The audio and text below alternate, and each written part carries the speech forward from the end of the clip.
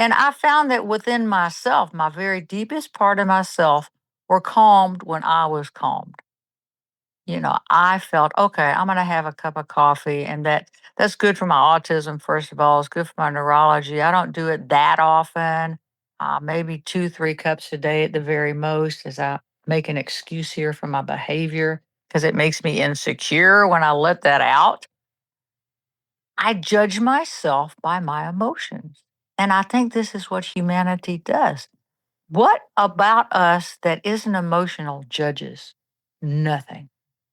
We judge other people. And I'm not talking about good discernment like, oh boy, you're doing that, I'm staying away from you. That's a good judgment.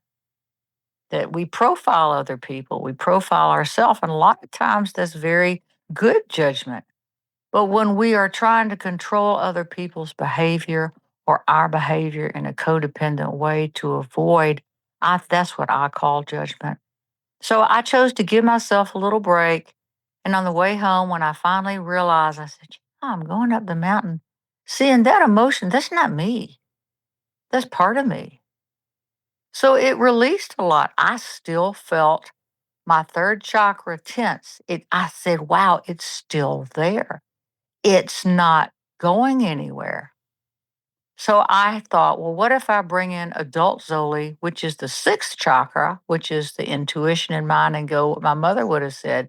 You get mad, you get glad. Cut your finger, don't drip on the carpet. Try to be realistic and say, so what?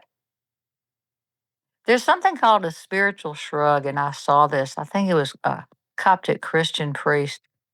He says we talk about the spiritual shrug, like, yeah, whatever. Thought, well, that's really wise and that's clear. But what does that do when I do that?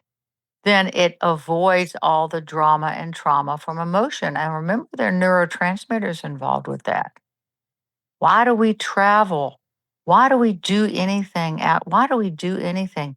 We do it to gain the feelings and the emotions of that. Why do we go out in nature? We do it for the feeling nature. So it's not that emotions are bad. But when we allow that to control us in the lower chakra areas, our freeze, flight, and fight, then we're definitely not in what we call the moment. We're dealing with the past and fear of the future. Is that going to stop? No. I think I'll always do that, but I'm catching it a little bit more, and that's encouraging to me. It's very encouraging Mm. because it's like you're able to see that you aren't your emotions. You're whatever's emotionally going on with you, that's not who you really are. Yes, that's exactly it. And then I was amazed that it's still there.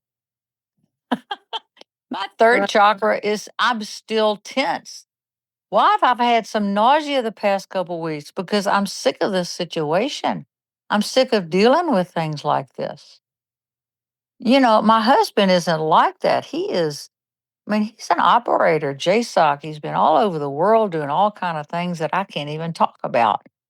But he learned not to do that. His behavior, these guys, this tier one behavior is awe inspiring.